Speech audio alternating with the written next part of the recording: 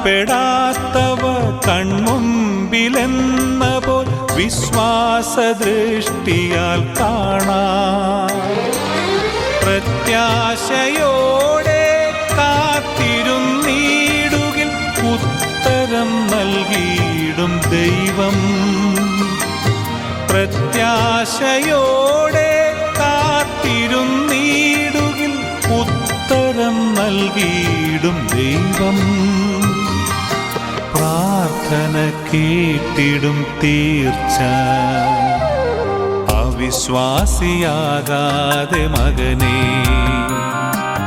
വിശ്വാസിയായി വേഗമണയൂ. അടയാളം തേടാതെ വന്നാൽ വിശ്വാസ വഴി ഞാൻ തെളിക്കാം.